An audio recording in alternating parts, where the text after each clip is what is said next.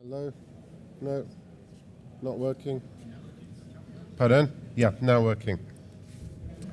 I'll start again. So, good afternoon, everybody, and welcome to this debate. I'm your chair for this session. My name is Peter Madden, and I run an innovation agency based in the UK called Future Cities Catapult. We're supported by government, by business, universities, and cities, and we have a job to enable innovation for cities in ways that do two things: help businesses grow in the sector, and at the same time help make our cities better places to live. And in doing our job, we're really eager to learn, and as I think are all of you, so we're really pleased to have three of what are, I think, recognized as the leading cities in this space: London, New York, and Singapore, here today, and three practitioners, people from the sharp end of making this happen in their cities, who are going to share some insights. And I'll introduce individually the speakers in a moment. The format of this session, we think that the way we run meetings sometimes is a little bit the same, and people don't always listen and learn very well. So we're going to try a little bit of an innovation experiment with you this afternoon. I hope it works with so many people. So after the presentations, we'll have a few minutes each on the experience of each of these cities. I'm going to run the dialogue and the discussion in a slightly innovative and new way, and I hope that you will bear with us and participate. So first up of our speakers, we have Steve Leonard. So Steve Leonard is the Executive Deputy Chairman of the Infocomm Development Authority in Singapore. Spent most of his life in the private sector, and the last couple of years has come into government to bring that experience into how Singapore works and develops this. So Steve, would you like to come up and present for us?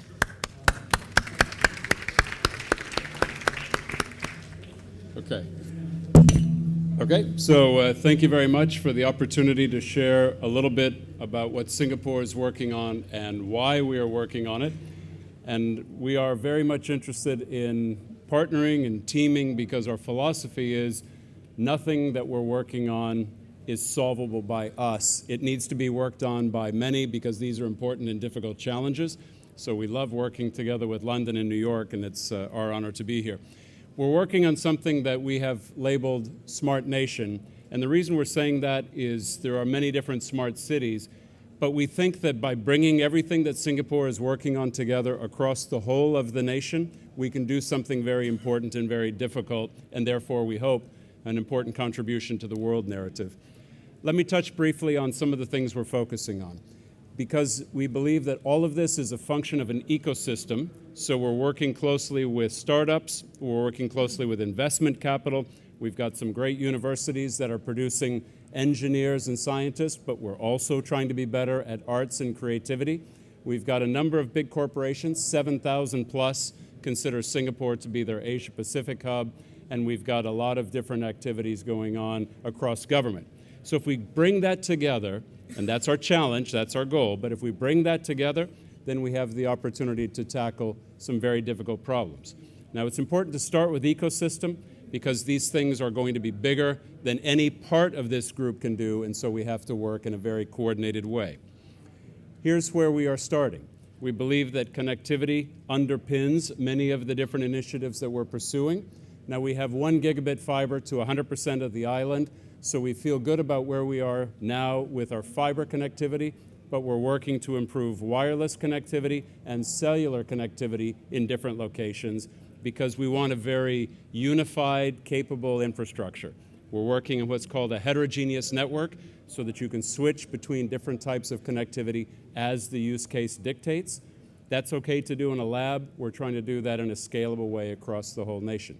So we're doing this not because of the connectivity for social media, but instead a new healthcare paradigm, a new transportation paradigm, a new energy paradigm require this type of connectivity. Think of it also as an IoT type of a platform. We're focusing on trying to be better at sharing data.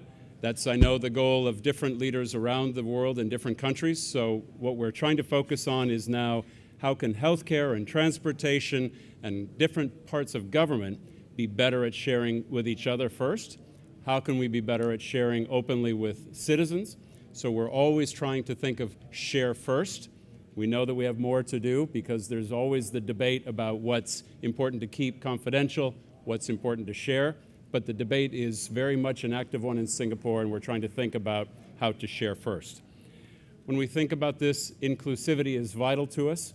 So this is a picture. The minister to whom I report is the gentleman there helping take a bunch of selfies with the group. And we were surprised. We opened in a center in Singapore a few weeks ago. There was a number of citizens above the age of 70. We walked in somewhat thinking that a few would be engaged in tweeting out things or putting things on Facebook. Candidly, we were surprised that every single person in the room was actively using the device when the minister showed up, and he was taken by it and wanted a picture with him. So this is the scenario that everybody has to be involved. We're working on this in order to provide support where it's appropriate for low-income groups. We're working on it for groups that have different dialect backgrounds within Singapore, and we're working on it for different age groups. So we're trying to be a smart nation by not having any group pull away from any other group. That's easy to say and not easy to achieve. This picture just shows briefly that this is not a matter of pencil and paper. It's in the wild, to use the expression. So this particular box is a way that we're prototyping what we're calling an aggregation gateway. So we have a constellation of sensors, in this particular case represented by a camera, but there's many other types of sensors. And what we're doing is bringing data from a constellation or a starburst of sensors within a few 100-meter radius back to that aggregation gateway, and then there's a fiber connection back into a data center. We're using this as a way of trying to have overlapping mesh around the island as part of gathering and moving data. And we built this as a prototype. We're trying to make it smaller. We're trying to make it impenetrable to elements and to people. And there's what we're calling a fiber hydrant as opposed to a fire hydrant. So emergency services come up, and with a master key, they open and they have connection to the 1 gigabit fiber in case they need to have an emergency situation managed from anywhere in the island. So this is in the wild. We're prototyping. It's just to say this year is an experimentation year with us, and we're trying to make sure that we don't just think about things, we practice, experiment, and improve. If we get all of our parts of our ecosystem to work together, and especially challenge the young Singaporeans to create and build as opposed to simply use technology, we believe that we're on the right path, and we'd love to work with anybody in the room that has something to offer, because health and energy and transportation, just to name those three, are really big and important issues, and they're shared by everyone in the room. And so that's what we're working on as Smart Nation. Thanks for the time. Steve, thank you very much. So next up, I'm pleased to welcome Matthew Pencharz. Matthew is the Deputy Mayor in London for Energy and Environment, and he has responsibility for the Smart Cities agenda in our capital city. So Matthew. Okay. The slides should... Okay. Okay, excuse me. Thank you very much, Peter. Okay. So just a quick canter through. I've been told I have 5 minutes, so tell me if I start to speak too quickly. We were one of the first cities, I think, to have a data catalogue, the London Data Store, which we released in 2010. That's mainly public sector data. A large part of it static, but also some pretty dynamic real-time transport data provided by our transit authority, TfL. And it's been a real success, and I think a model for some other cities to take up. Pushing the open data agenda, we have released data not previously released elsewhere, and we've cleaned it up and also prepared it for the developer community and make it user-friendly and putting it into some kind of context. So our dashboard shows how the data on the tube network performance or on air pollution differ from the same period last year, and in order to give it some context. We've also given interactive tools to help people who are perhaps not experts in statistics to explore the larger and more complex data sets which are placed on the data store. And we've used it ourselves internally. So the London Schools Atlas has been used by our officials, City Hall, showing that on an issue I'll come on to shortly about London's astonishing demographic growth, we're going to need 4,000 extra classrooms over the next few years. And all these factors have really driven high levels of usage and increasing usage for the city data team, and the GLA receiving, in fact, an ODI award just a few months ago. So what are some of the outcomes that we've had from the data store? Well, most of it there, as I said, is not available anywhere else. And as well as pretty well-known use such as Citymapper, it's now expanded into numerous other international Citymapper, which has expanded to lots of other cities. Many companies, academics, other parts of the London government rely on it to generate their own analysis and applications. So it's extremely important to ensure that we keep an up-to-date supply of data, that it's maintained properly and is relevant to the market. And the chart on the right there shows sort of broadly what our user base of the data store is made up of. So some of the outcomes obviously is the transport apps, and I've got at least 3 or 4 of them on my phone about when my bus arrives or where the local cycle hire station has some bicycles in. But 5,000 developers have registered for their open data, consisting around 30 feeds and APIs focused on enabling the provision of high-quality travel applications, tools, and services. And TfL has estimated that just £1 million investment in allowing their data to be open has resulted in some tens of millions of pounds in value in the form of savings to the businesses being generated. And also, I think we've seen some behaviour change among London's transport users as they come to see that real-world data working properly.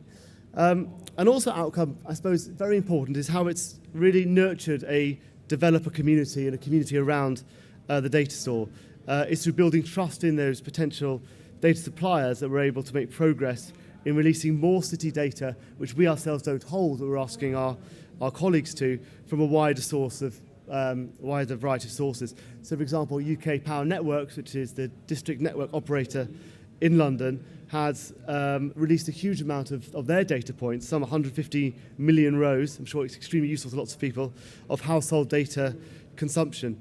And also working with our Smart London board, which is a grouping the mayor's put together of academics, businesses and entrepreneurs in this space to drive this forward.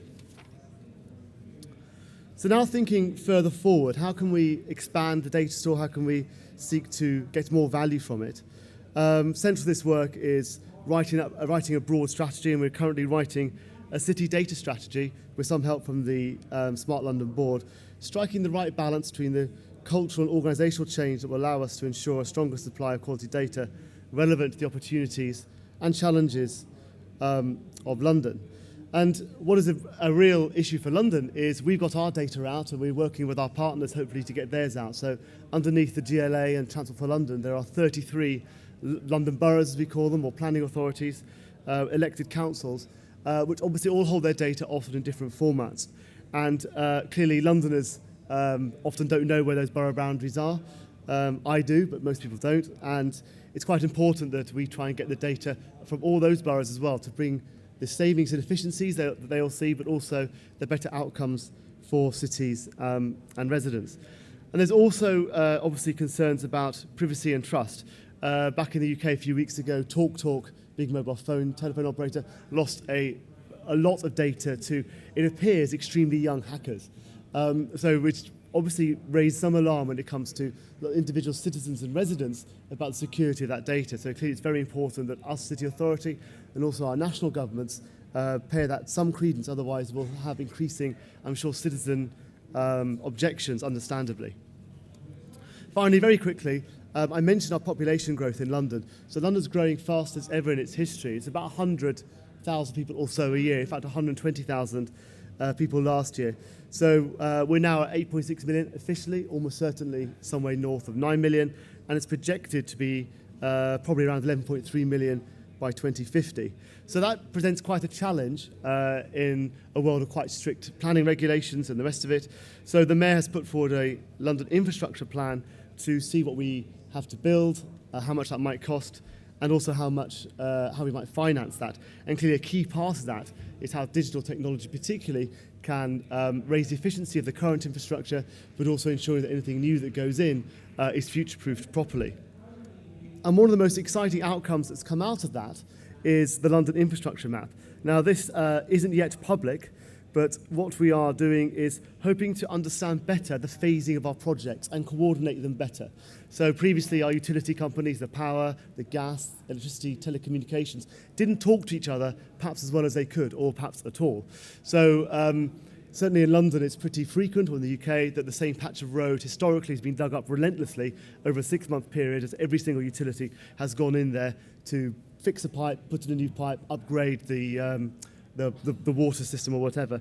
So what we're hoping to do here is to integrate that better, deliver those infrastructure improvements, investments, interventions in a much more coordinated way. And this is going to be an extremely exciting interactive map where in due course residents, public policy makers, those utility companies can see what everybody's up to so they can plan better. And we're already seeing, this is the third attempt we've seen in London to get the utility companies to coordinate their works better. And finally, we were getting real progress so that road is only opened up perhaps the once. They can shift their planned operation and maintenance just by a few months perhaps, so the water company and the gas company perhaps could do the upgrades of their pipes at the same time.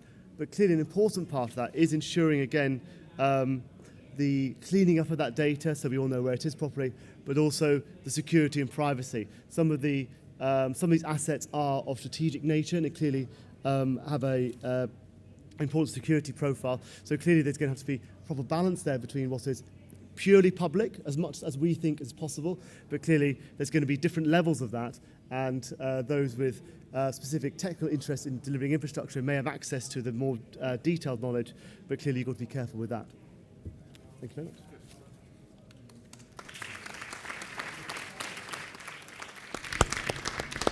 Matthew, thank you very much. And the third and last of our presenters is Minerva Tantoco. And Minerva is the first ever Chief Technology Officer to be appointed by New York City. Spent the last, I don't want to say how many years, but her whole career in the private sector, and has come across a year ago to work with the city to bring some of that knowledge and experience to bear. So Minerva, thank you.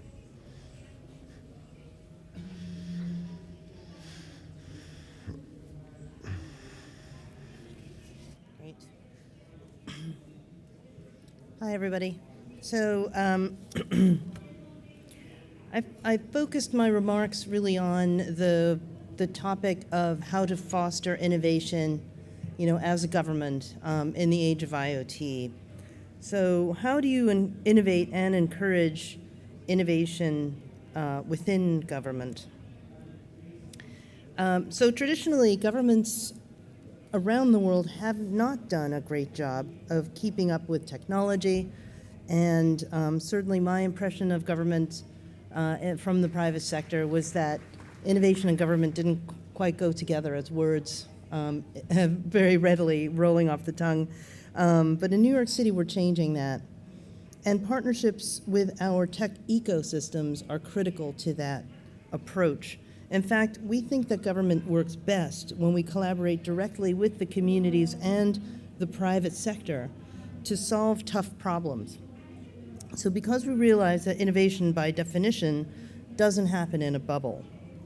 So we're trying a new approach to innovation with these sort of 3 Ps here: public-private partnerships, problem-based challenges, and public prizes.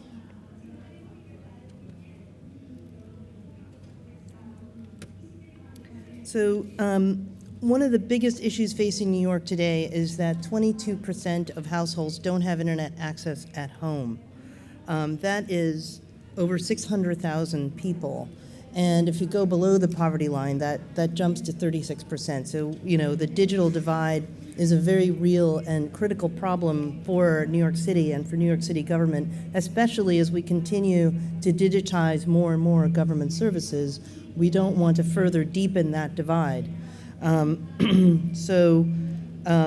What we did is, if you look back about a year and a half ago to the first big technology solicitation of this administration, the RFP to replace our payphones, you'll see the beginnings of a very unique and atypical approach. Rather than defining the exact specifications of these structures, we decided to put out a request, what do we do with our payphones, and then award the franchise of the payphones to the best proposal. Because we know government doesn't know everything. We just said, what is your proposal? to turn all of these payphones into Wi-Fi hotspots. The result was this. It really was the result of a consortium of several companies called CityBridge, and we picked it out of several different proposals, and you'll see that this is not something that we could have in a room in City Hall have designed ourselves, that this was a combination of, we've changed the platform from these very wide, payphones that no one ever used that sort of blocked the street to these incredible sleek devices with integrated lighting. There's a charger in there, and the phone calls are free if you use the tablet. And they have a range of 150 feet. So we decided to capitalize on that. And we put out a call for innovations this last year. And we thought, how we can use this same approach to solve the problem of internet access for New Yorkers. We just put out a very broad call for innovations that said, how would you solve the problem of the digital divide? And we would accept company proposals, we would accept policy proposals, or public-private partnerships. We really left it open. We got 69 ideas from 52 different sources in just 11 weeks. We're really, really happy with that. And as a result of this, we're accelerating some of these proposals through this neighborhood innovation labs. So over the next 24 months, we're going to take some of the top ideas and actually start implementing them in a prototype approach. We're also initiating neighborhood innovation labs, again, to address the inequity, primarily on, oh, it's interesting, okay, sorry. And make sure that they're in all 5 boroughs and not just in sort of the fancy neighborhoods and the more public areas, but actually we're very focused on finding neighborhoods that could benefit the most from the best technology. Quickly through here, we have the largest civic hacking competition. So through public prizes, we're covering this. We are awarding over $125,000 in prizes. This year, my office, the Mayor's Office of Tech and Innovation, also have our own prize, the Connected Cities Challenge. We're going to be awarding that next month. And this has been tremendously successful. I think our tweak on it was this year we really wanted to focus on very specific challenges for the public good. And finally, in doing this, we have a public-private partnership now that was many years in the making, but really happened and crystallized this year. We just announced in September Computer Science for All. This is unique because we have a public-private partnership, private foundations matching government funds that over the next 10 years will provide up to $80 million in computer science education for every New York City public school kid. Again, we see that economically we need to train our workforce of the future, but also we don't want people to be cut out of that opportunity to participate in the tech ecosystem. So that will just be for every New York City public school kid. There's 1.1 million of them. 25% of them qualify for public assistance. So this is very important that the public school system support the opportunities in the tech ecosystem. So, in brief, public-private partnerships, problem-based challenges, and public prizes are a great way to encourage innovation and engage citizens in how the cities should innovate moving forward. Thank you very much.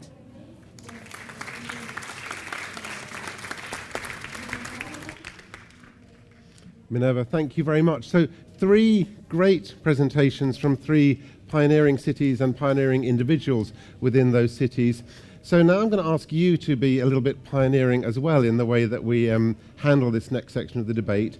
We know that often the way that we run meetings isn't the best for debate and learning and sharing. So we're going to try a little experiment with you, and I want you to all go with me in this experiment. And basically, we're going to ask this side of the room, first of all, to spend about 15 minutes arguing and debating around what they've heard. And the panel will be engaged with you. And I want this side of the room to reflect and listen and write down key points that you hear, what do you think's been missed, and so on.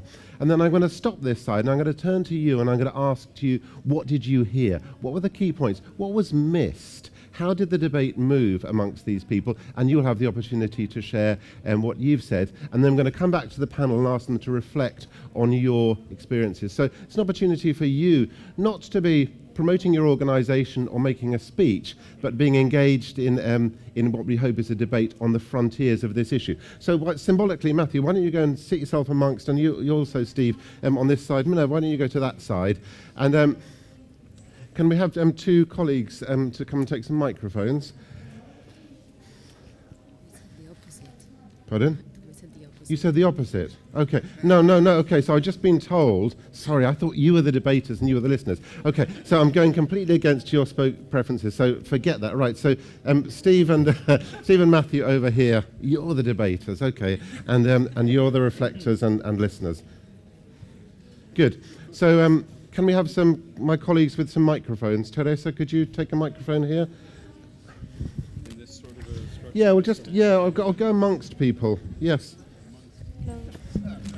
Okay, so we've got people working on, so you're not so you're kind of facing them, but you're part of the debate, Steve. So we're at the frontiers of this debate and discussion. So I want to discuss two issues that I think are important for us. One is around data and privacy, and who owns it, and whose is it, and what are the limits of what we should be sharing in cities. And then the second issue I want to come to is about inequality and potentially trade-offs between efficiency and equality that we might be seeing as a result of some of these smart city initiatives. So you've heard all of this, and let's start with the first one, which is about what should be shared at the city level in terms of data, and who has responsibility to include data, and how much should be tracked and shared in the interests of making our cities more efficient. Anybody got a view on that? Don't be shy, come on, you're the debaters. Yeah, Jerry, go. And then we've got a point behind after that.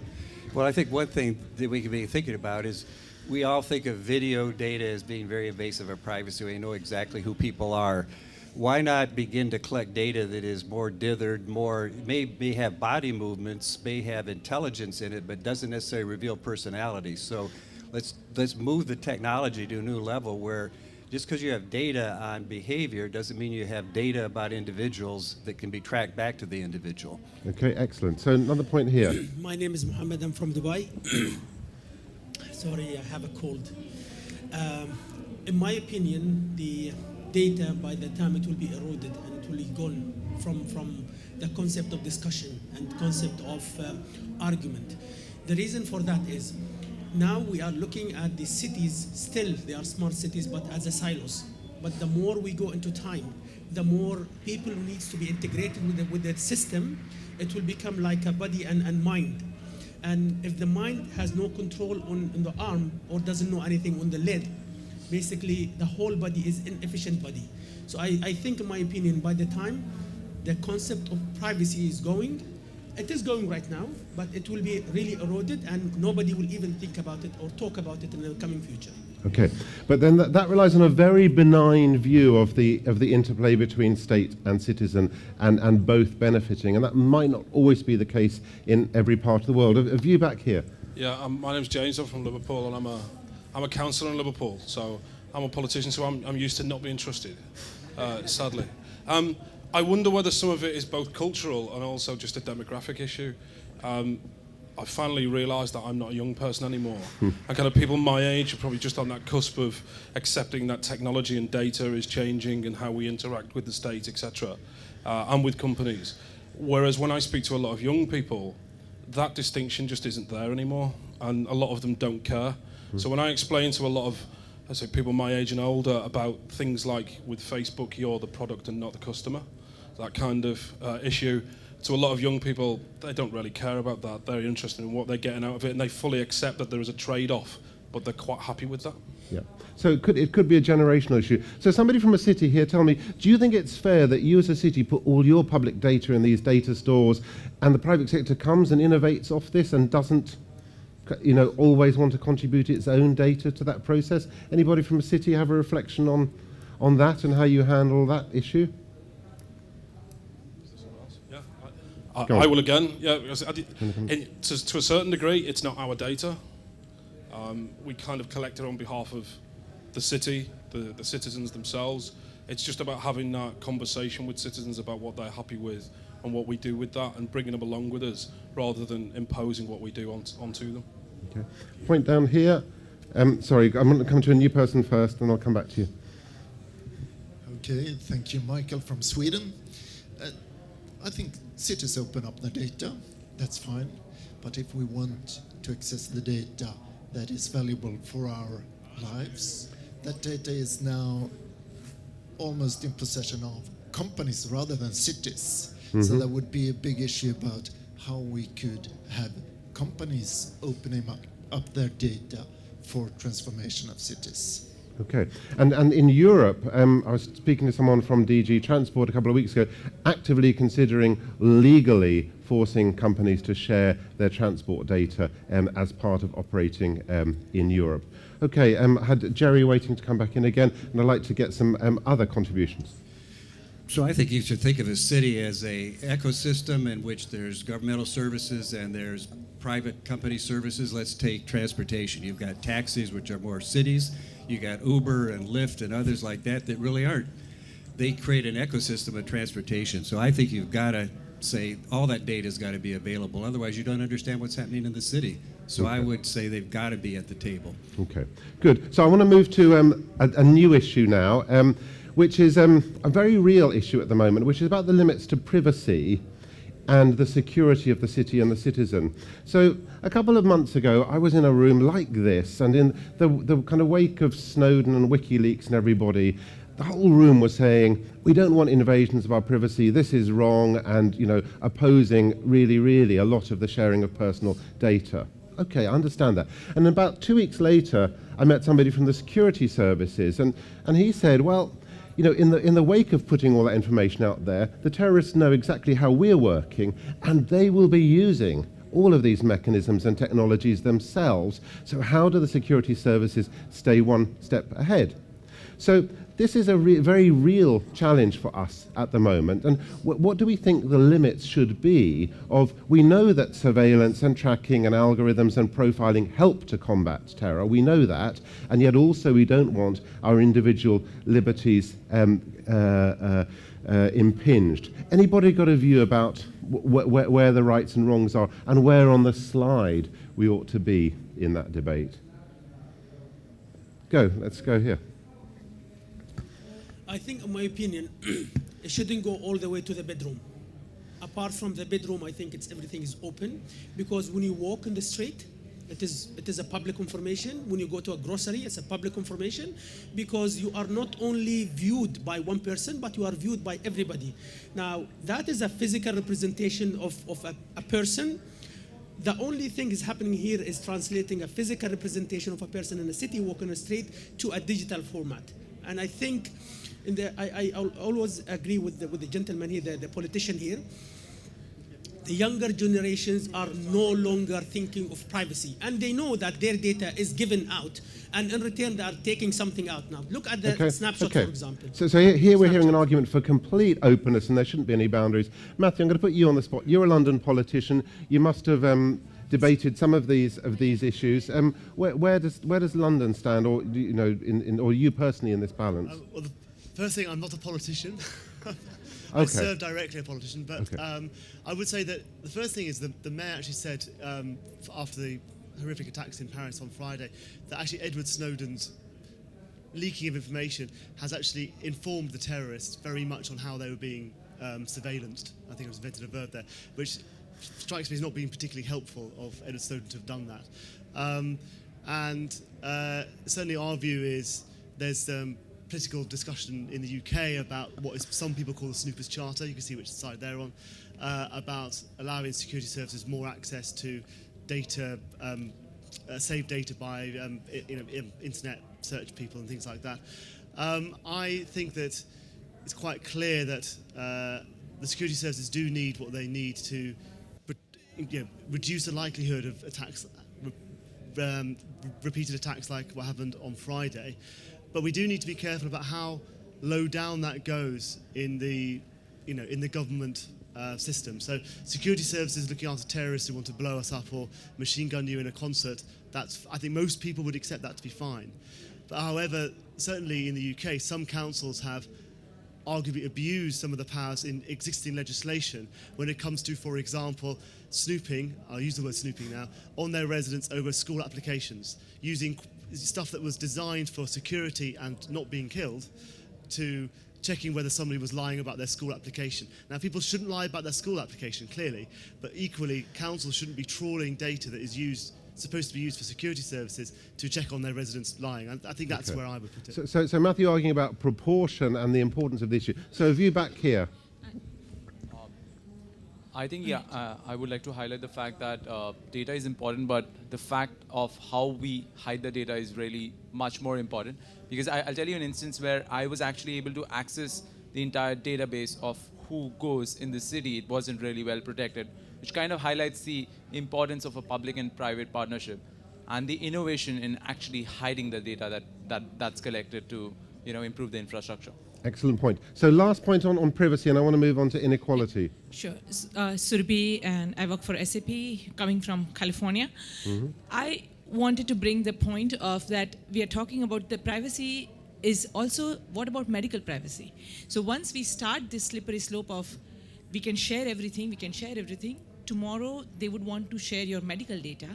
And once that happens, that could lead to all kinds of things that people could be penalized for some of their medical conditions, for employment, for access to certain things. So we do need to be careful about where we draw the line. I actually have question about being completely open, and I don't agree with that the younger generation is actually not aware of this. In fact, I know several people who are younger generation, my own children. They've decided to block their Facebook because they know everything is being shared. Mm-hmm. And so I think that we need to consider Okay, so this. that's an interesting challenge because many doctors, at least in our country, think that open sharing of medical data and more sharing of medical data will improve healthcare and lead to better disease prevention. So clearly the debate stays. Now, I want to move on to inequality now, and you guys are listening, thinking about what you've heard and what's been missed in this debate. And the inequality question is this, and we had a debate in the main plenary this morning about we've got all the smart stuff, we've got all the collaboration and so on, but it seems that that's set against a rising and inexorable tide of growing inequality in many of our nations and cities around the world. So is applying smart and doing things more efficiently, does that have a trade-off with equality where the strong and the connected get stronger and more connected? Or are there ways that we can have both from this agenda? Anybody got views and thoughts on that? Is smart going to make the world more equal? And who thinks smart's going to make the world more equal? Unequal. Okay, so let's have a point here. Go on. I think, yes, definitely.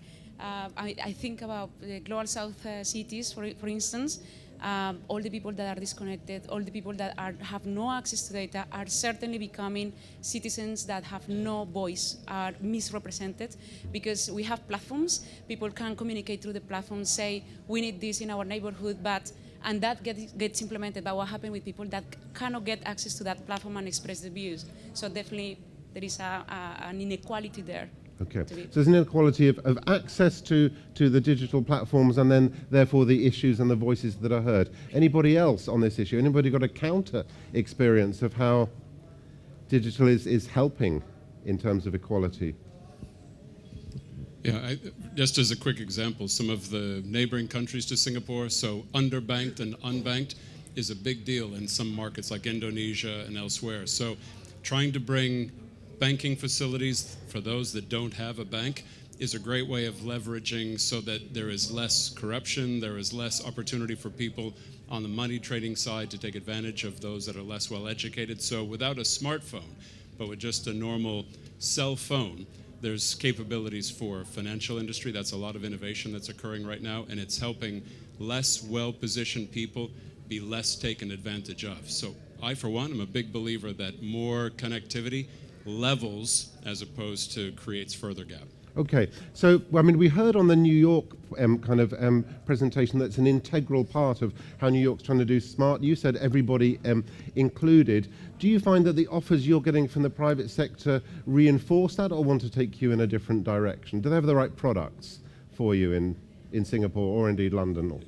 Yeah, I mean, I think Singapore and London may not be so easy on some of these because I think the connectivity is relatively high. I mean, right now the products, and I'll take a contrary view on the health as well, which is I think we're co-mixing the idea of privacy of data with privacy of the person. So putting data into something which is anonymized, I think, is a different debate than the idea of just throwing in data and compromising the person. Good. Okay, so one more hand up on inequality somewhere. Okay, we'll go here. So yeah, I think it's just unfair to expect, the whole smart city agenda to cure all ills. And if you can just bolt on some technology, then somehow that's going to solve some problems. It can help in address some of the ways that we tackle those problems. It's not going to do it as an end in itself. So I'm interested to hear what New York was saying about 22% of the population not having access to the internet. The same goes for parts of my own city. But even before you get to the technological level, we've got areas of the city where functional illiteracy, and I mean that's people who are educated from years 12 and below, is running at about 33%. Mm-hmm. So even before you get to that technology issue and access issue, you've got to address some of the fundamentals before that. But then when you reach the technological issue, getting access now, increasingly people have got more access through their mobile phones, through smartphones, etc. But as one young lad said to me, I can't write a CV or resume on a smartphone. Now, there's probably a snazzy app that'll probably help them do that. But in general, they still need different types of access. Mm-hmm. So I think you need to address some of the things before that, before you just expect technology and smart city type approaches to cure all ills. Yeah. And presumably the pre-smart approaches weren't necessarily doing this any better or more inclusively either. Okay, so I'm going to call a halt on you, the debaters. Some of you debated, some of you were very quiet for debaters. And I'm going to turn now to you as reflectors. And if we can bring the microphones over to this side. So what did you hear that was particularly interesting? If you had to say what was the most interesting point that you heard in that debate. Anyone want to volunteer and stick their hand up? Okay, we've got a good volunteer back here. Thank you. My name is Thomas. And I'm very interested in data sharing, but I missed a bit of the debate, not only saying data sharing yes or not, but how do you share it? Mm-hmm. Because I think that's the regulation, the effort the authorities have to make, not in forbid to share data, but how to share it. And it's like driving.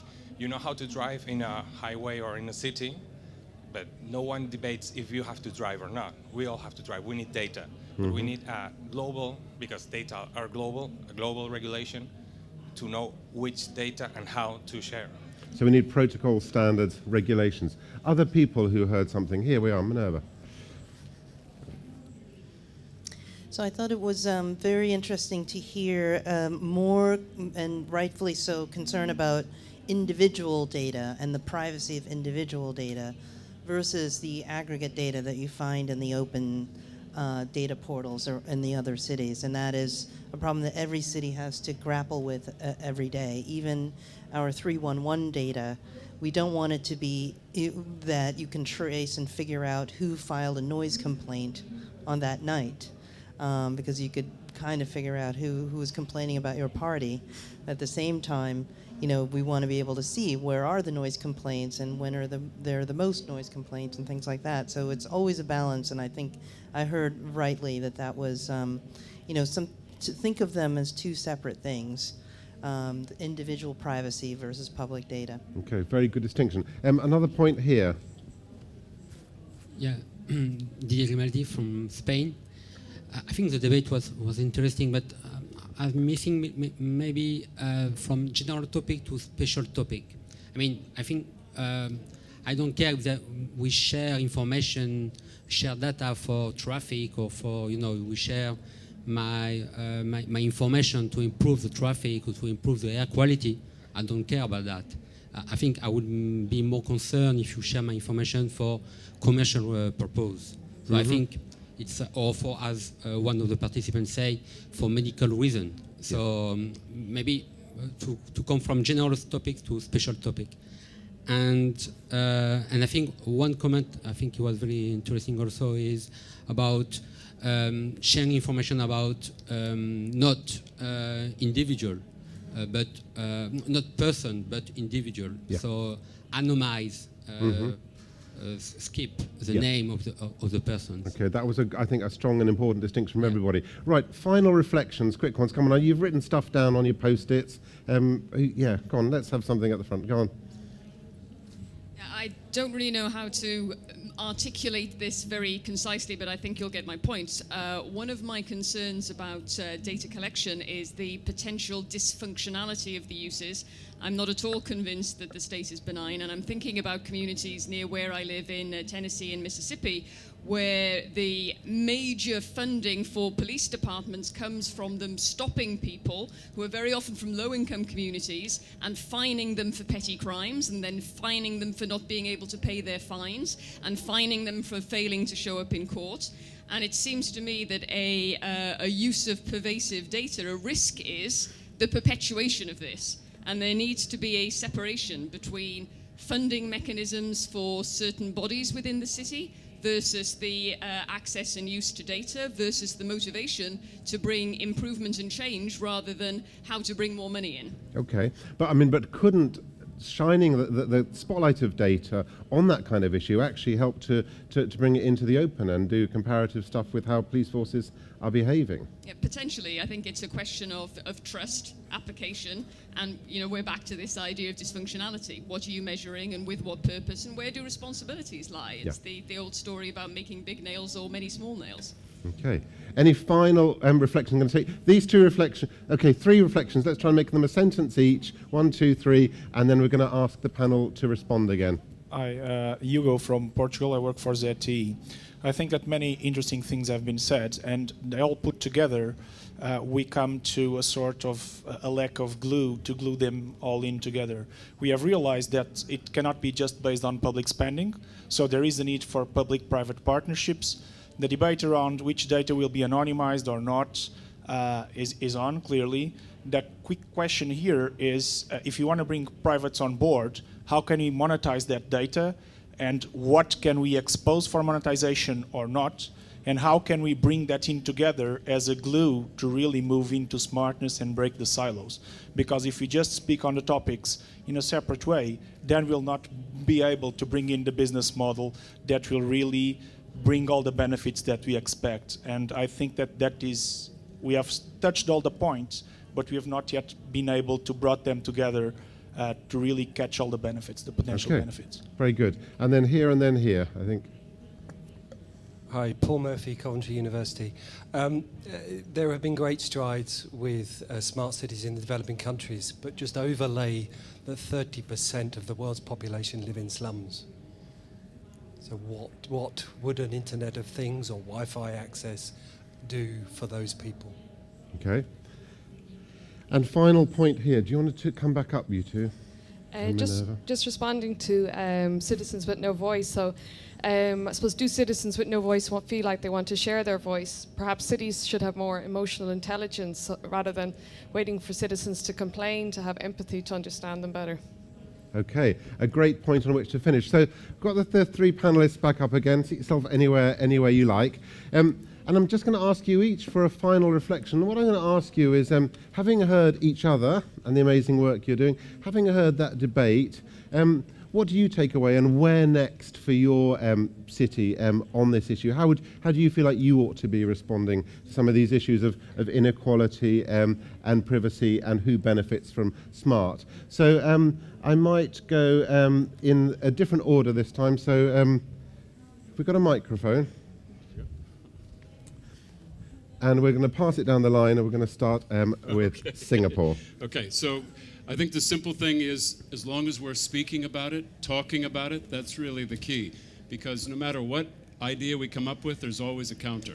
Let's use more data to improve X, and then the counter is yes, but if we have more data, some bad guy or some miscreant may misuse it. And the answer is true. So if you have a vehicle, somebody might crash it. Does it mean we don't have vehicles? So we need to think about it, talk about it. So I think as long as there's guidelines, if something is misused, what's the consequence? If you break into a bank, there's a penalty. If you misuse data, is it clear? Is it specific? Is it enforceable? But I'm not supportive as a person of, if somebody might misuse it, let me prevent that by not sharing, because I think there's more important things to be achieved. And the bigger and the denser our cities become, and the more people in the world, I think it becomes more critical. So as long as we're talking about it and making that trade, and everybody in the room that's on iTunes or Facebook or any social media, uses any credit card, uses any cell phone, has already brought a lot of data into the public domain. Now the question is, let's just talk about how far we're willing to go and what the trade is. Great. Thank you very much. Minerva. Thank you all. This was really, really very, very exciting conversation. And I think my key takeaway is, as a government, that our responsibility is to be very mindful of the impact of what we do and the purpose, and be purposeful in how we use the data. And even more importantly, transparency in being overly transparent about how data is going to be used, what the purpose of that is going to be. And that way we can be quite open. With the Link NYC, we published our first major privacy policy with regards to people who will use that data and use the Wi-Fi.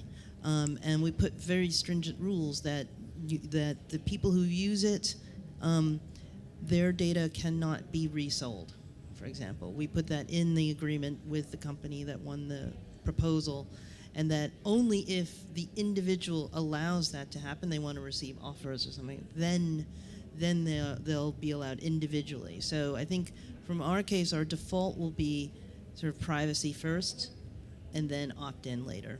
And that was also made very clear and transparent to all the neighborhoods where these things are going to go, to transparency. Do you want to say a quick word about the equity issue as well? Because I know it's at the heart of your platform as well, and maybe we didn't give it enough time.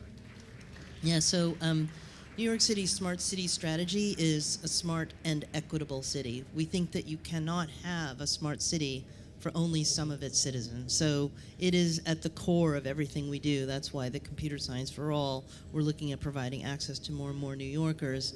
And it is our responsibility, not just government, but all of the citizens, to assure the technology closes the divide and not deepen it. And unwatched, it will just make things worse. And so we put it at the forefront of every strategy that comes out of New York City Hall. How are you addressing those who don't have bank accounts, those who don't have access, those who might have other physical disabilities that would not allow them to use the technology in the way that you created it? And so for us, our big contribution, we think, to the global dialogue is to assure that everyone has equity as part of their smart city strategy. Great, Minerva, thank you. So last word from Matthew and London. Thanks. I suppose in answer of who benefits, as a question much earlier, it seemed to me that if this is done properly, everybody should benefit. I speaking as a London government official, is not concerned that we put our data out for free and was then used by businesses to monetize that data, because it would seem to me that society benefited in general from that. So those app makers made some money, that's good. Some of it comes back to the state in taxes, that's also good. They have given astonishing products when it comes to the transport apps to residents, and equally has helped the city authority, I think, probably, and I hope I mentioned this earlier in my presentation, in changing some people's behaviour, managing demand in a way that is less invasive, I suppose, than other demand-side measures that the state would want to impose. So I think we are increasingly certainly getting success in London and the UK at encouraging private sector bodies to share that data. So I referred specifically to UKPN, UK Power Networks, which has shared the data with us. And we think as they see the benefit to their businesses, to liberate their data as well, I think that we can hopefully bring them along as well. On the inequality side, I think that it's actually going to be a leveler. If most people have access to the internet through their smartphone or through the computer or in their library, it gives them access to markets, to products, to everything else that arguably only the richer, more educated people had before. And Certainly, when I'm going to go back to schools applications, or this time not councils sort of snooping on people, but actually when London did its primary schools application last year, there's a paper version, obviously, for those people who aren't online, and an online version, and they recommended people did it online. And it was 95% or something of Londoners did that online. And London is a very diverse city. Yes, it's a very, very rich region, but it also has areas of very severe deprivation and some of the poorest wards in the UK. And the fact that we had 95% people doing it online suggests to me that digital technology has penetrated all levels of society, in fact, and show it should be a great leveler. And somebody mentioned about slums in the world. Well, I think Wi-Fi, and Wi-Fi is pretty easy to put in. It's not that expensive. A few masts and some smartphones are not that expensive either anymore. In fact, it's going to be fantastic because it will help to bring those people in those areas more economic worth, access again to those services and products, etc. So in fact, I would say that it's pretty good news for those people living in those areas too. So, smart cities, a great leveller, a very positive note to finish on. So, I hope you'll agree that the panel have been fantastic. You also, as an audience, as debaters and reflectors, have been fantastic too. So, can we just close in the traditional way by giving yourselves a round of applause and the speakers a round of applause?